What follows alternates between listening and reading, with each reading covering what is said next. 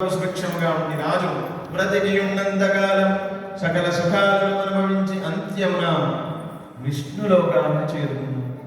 నారద మహామునికి శ్రీ మహావిష్ణువు ఒక ముఖ్యమైన విషయాన్ని తెలుపుతున్నాడు. నారద, నా యొక్క వ్రతాన్ని ఎవరైనా భక్తి శ్రద్ధలతో వ్రతం చేసుకుని నా 5 కథలు భక్తి శ్రద్ధలతో విని నా తీర్థ ప్రసాదము స్వీకరించి నన్ను మనస్ఫూర్తిగా ఎవరైతే తలుచుకుంటారో సదా వారికి వెన్నంటే ఉంటాను.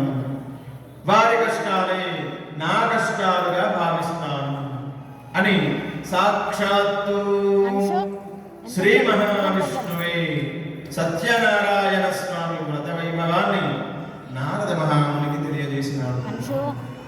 శౌనకాది మహాములందరికీ సూత మహాముని ఈ విధంగా వివరించినాడు. ఇది పంచమోధ్యాయః. సత్యనారాయణ స్వామి భగవానుకే అక్షతలు వేసి నమస్కారం చేసుకోండి. 2 కొబ్బరి ముక్కలతో పాటుగా స్వామివారికి ఇంటి నుంచి ఏదైనా వండి తెచ్చినటువంటి నైవేద్యం ఉండి స్వామివారి పీఠం ముందు ఉంచుకోండి. ఇప్పుడు హారతి ఎవరు ఇవ్వదండి, గంట కూడా ఎవరు కొట్టదు. నైవేద్యం మాత్రమే స్వామివారి పీఠం మీద పెట్టుకోండి. ఇంటి నుంచి తెచ్చినటువంటి నైవేద్యాలు ఏమైనా ఉంటే, స్వీట్ బాక్సులు కానీ ఏమైనా ఉంటే స్వామివారి పీఠం మీద ఉంచుకోండి. ప్రోక్ష్య పరిశిష్య పూతోలు కానీ తమలపాకులు కానీ నైవేద్యాల మీద చల్లండి. ఏమి దేని వారు కొబ్బరి ముక్కల మీద నీళ్లు చల్లండి.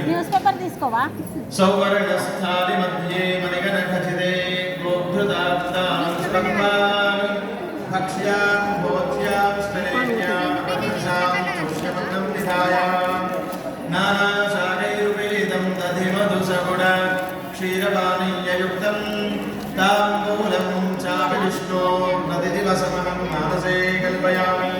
రమాసహిత సత్యనారాయణ స్వామినే నమః. మహానివేదనం సమర్పయామి. 5 సార్లు స్వామివారికి నైవేద్యాన్ని ప్రాణాత్మనే నమః, ప్రాణాత్మనే నమః, జ్ఞానాత్మనే నమః, ప్రాణాత్మనే నమః, సమానాత్మనే నమః నివేదనం సమర్పయామి. 2 అక్షతలు స్వామివారి దగ్గర వేయండి. నైవేద్యానంతరం తాంబూలాన్ని సమర్పయామి.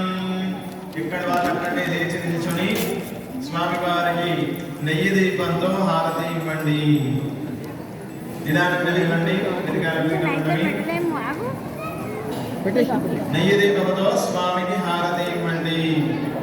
మంగళం భగవన్ విష్ణు మంగళం మధుసూదన మంగళం పుండరీకాక్ష మంగళం గరుడధ్వజ వేద వేదాంత వేద్యాయ మేఘశ్యామలమూర్తయే సంసామోహనరూపాయ పుణ్యశ్లోకాయ మంగళం శ్రీయకాంతాయ కళ్యాణ నిధయే నిధయేత్యాం శ్రీ వెంకట నివాసాయ శ్రీనివాసాయ మంగళం మంగళాశాసన